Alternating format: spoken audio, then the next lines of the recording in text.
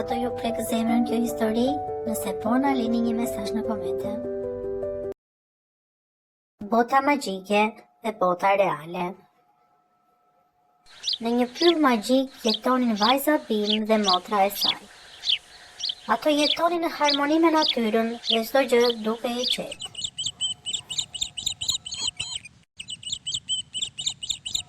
Një ditë, ndërsa po shëtisnin mes pemëve të larta dhe fluturave që ndriçonin si yje, ato pan një dritë të çuditshme në një vend të pyllit ku nuk ishin qenë kurrë më parë. Një dritë e artë i çoi drejt një vendi të fshehur, një portë misterioze që shkëlqente mes pemëve. Kur e prekën portën, ajo u hap dhe gjithçka ndryshoi. Ato u gjendën në një botë të re, botën e njerëzve, dhe për herë të parë u shndruan në vajza normale. Rrugë, shtëpi dhe njerëz kudo, për herë të parë në jetën e tyre ato u pan në një pasqyrë dhe kuptuan se ishin transformuar në vajza njerëzore. Shiko, sa shumë njerëz dhe sa gjëra të ndryshme. Po, dhe ato fruta që duken shumë të bukura. Ato u afruan te një dyqan i vogël me fruta shumë ngjyrshe. Pas banakut ishte një vajzë e buzëqeshur. Përshëndetje, ju dukeni sikur jeni të reja këtu? Dy motrat u pan me njëra tjetrën. Po, është hera jone e parë këtu. Vajza buzëqeshit e mori 3 gota me lëng frutash të freskëta.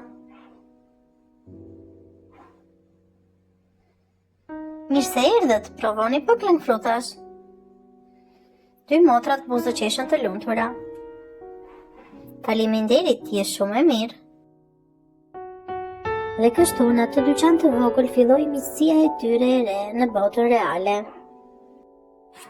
Në botën reale, dy motrat dhe shoqja e tyre e re filluan të zbulojnë shumë gjëra të reja. Ato shëtitën në qytet dhe qeshën së bashku. Ato provuan lojra argëtuese dhe gara me makina në parkun e lojrave, duke qeshur dhe duke ndjerë emocionet e shpejtësisë për herë të parë. Por, ndërsa dita po mbaronte, motrat e kuptuan se porta magjike po i thëriste përsëri. Është koha për t'u kthyer në pyll. Pranë portës ato përqafan shoqen e tyre të re. Mos u shqetëso, i tha njëra prej motrave, magjia e pyllit do të kujtojë gjithmonë. Jashtë botës magjike, vajza vazhdonte jetën e saj të mëparshme. Jeta e saj nuk ishte dhe aq aventuriere. Ajo kishte pasur një fëmijë të vështirë. Prindit e saj e kishin lënë të jetonte me gjyshen. Jeta e saj nuk ishte as pak e lehtë. Ajo buzëqeshte për të mos treguar dhimbjen, por brenda saj ndihej shpesh e vetmuar. Në shkollë shpesh ndihej e lënë me njanë, disa fjalë të këqija, disa shikime të ftohta, dhe momente kur askush nuk e kuptonte vërtet si ndihej. Në shkollë, situata nuk ishte më e lehtë, disa fëmijë ngasmonin dhe e bullizonin. Duke i kujtuar vazhdimisht se prindët e saj nuk ishin pranë. Një ditë, ndërsa vajza po ecte e vetme pas shkollës, rastisht pa disa nga shoqet e klasës së saj. Ato filluan të qeshnin dhe ta përqeshnin si zakonisht, duke i thënë fjalë që i godisnin fort zemrën. Vajza u ndjej turpëruar dhe e lënduar. Pa thënë asnjë fjalë, ajo u kthye dhe filloi të vrapoj. Lotët i rrithnin pa u ndalur, ndërsa ajo largohej gjithnjë e më shumë nga zhurmat e tyre. Derisa arriti në një park të qetë. Aty u ul në një stol dhe filloi të qante, duke fshehur fytyrën mes duarve. Por pikërisht në atë moment diçka e çuditshme ndodhi. Ai u bë i qetë. Zërat u zhdukën, dhe përpara saj mes dritës së hënës dhe pemëve filloi të shfaqe një portë e kristalit magjike. Ajo nuk ishte si çdo derë tjetër. Shkëlqente me ngjyra blu dhe të argjënta, si kur ishte bërë nga drita vet. Vajza qëndroi e ngrirë, me lot në sy, ndërsa porta e kristal shkëlqente përpara saj. Një zë i butë pothuajse i padëgjueshëm u dëgjua nga brenda saj. Eja. Kur zgjati dorën drejt portës, drita shpërtheu pa pritur dhe gjithçka u zhduk. Kur vajza hapi syt, kur vajza u kthye në botën e bimëve, gjithçka ishte ndryshe nga më parë.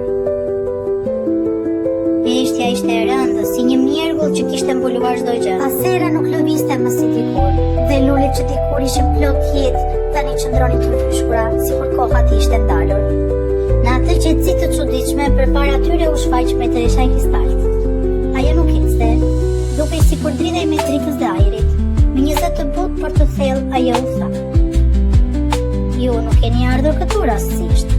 Ju jeni dërguar për një mision dhe e vërteta do të zbulohet hap pas hapi." Vajzat u pan mes tyre të tronditura, por para se të flisnin, mbretëresha mbriti dorën dhe një glob i kristal u shfaq në ajër. Brenda tij u pan prindrit e tyre, të përgosur në errësirën e kristaleve të zeza. Një nga vajzat përshpëriti: Ne nuk kujtojmë asgjë nga fëmijëria jonë, sepse kujtimet tuaja janë mbulosur, tha ajo. Prindrit tuaj erdhën nga bota njësme. Një ditë, ata gjetën një libër të lashtë, dhe kur e hapën, u përfshin në një botë tjetër, në këtë botë magjike. Por porta mbyll dhe ata nuk mundën më të ktheheshin. Ndërsa globi kristal u erësua, ajri në botën e bimëve u bë edhe më i rëndë. Heshtja u thellua sikur vetë toka po bante frymën. Mbretëresha e kristalti pa vajzat me dëmshuri dhe u tregoi kujtimet e së kaluarës. Në glob u pa një pyll i ndritshëm dhe një kopësh plot dritë. Aty jetonin prindrit e tyre për shumë vite. Me kalimin e kohës, në atë botë të lindët ju të dyja. Dhe vajzat pa në globetin e tyre të vogla, duke luajtur mes luleve që ndriçonin. Por prindit tuaj nuk e haruan kur botën nga kishin ardhur, vazhdoi mbretëresha. Ata kërkuan për vite të tëra një mënyrë për të hapur përsëri portën dhe për t'u kthyer. Një ditë, ndërsa po ecnin thellë në pyllin magjik, ata pan një shtëpi të vogël e bërë nga një kërpullë gjigande. Prindrit u pan mes tyre me kureshje dhe vendosën të hynin brenda. Brenda gjithçka ishte mrekullueshme. Në mure vareshin bimë magjike që lëviznin ngadalë, sikur të merrnin frymë. Në qoshet të dhomës ndodhe një oxhak i vogël që jepte një dritë të butë, dhe gjithë shtëpia dukej si një vend i qetë dhe plot paqe. Mbi oxhak qëndronte një libër i lashtë i madh. Ishte i njëjti libër që kishin gjetur dikur në botën e njerëzve, dhe në momentin që ata e prekën, faqet filluan të hapeshin vetë. Në mes të asaj drite u shfaq një pamje. Prindrit u afruan të habitur dhe zemrat e tyre u mbushën me dhimbje. Në pamje ishte vajza e tyre që kishin lënë në tokë. Ajo ishte ulur në dhomën e saj, duke mbajtur në duar një pellush ja kishin dhuruar prindrit. Sytë e saj ishin të mbushur me lotë, dhe fytyra e saj dukej shumë e trishtuar. Kur prindrit panë këtë, zemrat e tyre u thyen. Të mbushur me dhimbje dhe me zemërim që nuk mund të ktheheshin te vajza e tyre në tokë, ata menduan se libri ishte arsyeja e gjithë fatkeqësisë së tyre. Një moment dëshpërimi, ata vendosën ta shkatronin librin. Sapo libri u përplas në tokë dhe faqet e tij u grisën, një dritë shumë e fortë shpërtheu në gjithë shtëpinë prej kërpudhe. Nda pak çastesh, një dritë kristali mbështodhi prindrit dhe trupat e tyre filluan të ngriheshin si në akull. Magjia i mbylli brenda kristaleve duke i burgosur përgjithmonë në atë botë. Magjia nuk donte që familja e tyre të zhdukej plotësisht. Prandaj për t'i mbrojtur dhe për t'i ruajtur jetën në atë botë, magjia i shndroi vajzat në vajza bimë. Vajzat dëgjuan me kujdes gjithçka që i tregoi mbretëresha e kristalt. Zemrat e tyre u mbushën me trishtim kur menduan për prindrit e burgosur dhe për motrën e tyre që jetonte vetme në tokë. Njëra prej tyre tha me zë të dridhur: "Duam të shpëtojmë prindrit dhe të kthehemi pra motrës sonë." Mbretëresha i pa me butësi dhe globi kristal ndriçoi përsëri. "Për shumë vite," tha ajo, "ju keni jetuar si vajza bimë dhe jeni kujdesur për pyet, lulet dhe gjithë natyrën e kësaj bote dhe ju e keni bërë këtë me zemër të pastër. Ju keni fuqi për të çliruar prindrit tuaj nga burgimi i kristalit." Sytë e vajzave u mbushën me shpresë. "Por," tha mbretëresha me një zot të qetë, ju nuk mund ta bëni këtë vetëm motra juaj, tha Bre Teresha. Mund t'ju ndihmoj të hapni përsëri portën dhe të çlironi prindrit. Por si mund ta gjejmë? Pyetën ato. Bre Teresha mund të qeshi lehtë, sepse edhe ajo po ju kërkon ju. Por pa e ditur. Në atë moment, ajri në botën e bimëve filloi të dridhej lehtë. Drita u përqendruar në një pikë të vetme dhe përpara vajzave u formua ngadalë një dere madhe prej kristali. Ajo shkëlqente me ngjyra të buta, sikur të ishte e bërë nga vetë yjet. Pa pritur dera u hap ngadalë dhe nga ana tjetër u shfaq një vajzë. Vajza ishte shoqja që kishin takuar në tokë. Ato ju prek zemrën kjo histori? Nëse po, na lini një mesazh në komente. Vajza ishte shoqja që kishin takuar në tokë. Vajzat e kuptuan që ajo nuk ishte vetëm shoqja e tyre. Në atë moment edhe ajo u ndal, sikur diçka brenda saj u zgjua. Unë ju njoh, tha ajo me një zot të dridhur. Jeni vajzat që njoha. E që u shtukët në portën magjike. Ato u afruan ngadalë dhe u përqafuan. Tani gjithka kishte kuptim. Ishte e gjitha pjesë e një plani të fshehtë, që kishte zgjedhur familja të mund të ribashkohej dhe të zbulonte të vërtetën e madhe, që i lidhte të gjitha botët. Dhe vizita në botën reale nuk ishte qenë rastësi. Ti ke ardhur këtu për një arsye, misionia juaj është e rrallë, por tani ju pret një mision. Duhet të shpëtoni dy njerëz, vazhdoi Bre Teresha. Ata janë të bllokuar mes botës së ëndrave dhe haresës. Nëse i lironi, porta do të hapet përgjithmonë për ty, do të kthehesh në tokë. Më pas, Bre Teresha shtoi me një ton më të butë. Dhe si shpërblim do të marrësh lumturi të përjetshme, jo si magji, por si paqe, për që shkatëruar magjinë e akullit, tha ajo me zë të ulët. Duhet të ktheheni në atë që ishit dikur, në familjen tuaj. Vetëm një zemër e pastër fëminore mund të çajë errësirën e ngrirë. Vajzat u ndjen sikur koha po kthehej mbrapsht. Kujtime, zëra dhe buzëqeshje të vogla u përzien me një ndjesi të çuditshme ngrohtësie. Dhe pastaj gjithçka ndryshoi.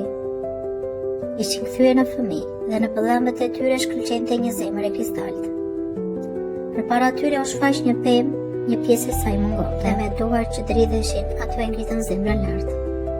Zemra e kristalt preku trungur. Një shpërthim drejtë e shpërtheu butësisht, si valë që përhapet në ujë. Pema u ndez nga brenda, duke ushqyer drejt qiellit, ndërsa toka në këmbët e tyre u mbush me dritë të ngrohtë. Vajzat e vogla qëndruan të ngrira për një çast, zemra e tyre rikte fort. Dhe pastaj pan prindrit e tyre. Ngadalë, akulli që i mbante të burgosur u shkri plotësisht, dhe ata ranë në gjunjë të shkëlqyer më në anamese të dridhur. Pa menduar dy herë, vajzat trapuan drejt tyre, dhe në momentin që u takuan, koha sikur u ndal për herë të dytë. Një përqafim i madh i fortë, i mbushur me lodh dhe lehtësim. Prindrit shtrëngonin fort, sikur kishin frikë se mund t'i humbisnin përsëri, ndërsa vajzat qanin nga gëzimi.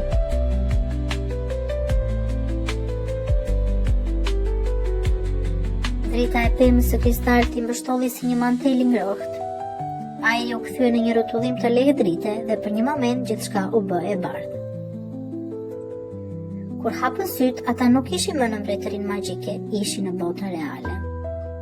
Dielli ndriçonte bunë mbi një lagje të qetë dhe zhurmat e zakonshme të jetës dëgjoheshin kudo. Vajzat qëndruan të habitura duke parë përreth. Nuk mbanin mend asgjë nga magjia, as nga akulli, as nga pema e kristalt. Prindrit i shikuan dhe buzëqeshën me lot në sy, po përpikur të shpjegonin atë që kishte ndodhur. Ajo qëndroi shkojmë në shtëpi. Pas babai krahas me gëzim të madh. Kur arritën në shtëpi, dera u hap dhe aty ishte gjyshja. Vajzat vrapuan drejt saj dhe e përqafuan fort. Shtëpia u mbush me të qeshura, lot gëzimi dhe ngrohtësie që mungonte prej kohësh. Jashtë era friule, dhe për një moment të vetëm në qiell dukej sikur një shkëlqim i largët kristali u shua ngadalë. Si një kujtim i një bote tjetër që tashmë kishte përfunduar misionin. bëri të ndiheni fundi kësaj historie? Cili është momenti më i bukur për ju në këtë brallë? A do të kishte ndryshuar diçka në fundin e historisë? Sa i vjet do të jepni kësaj paralle nga 1 deri në 10? Mezi presim të na shkruani në komentet. Kalofshin natë të ëmbël si mjalti.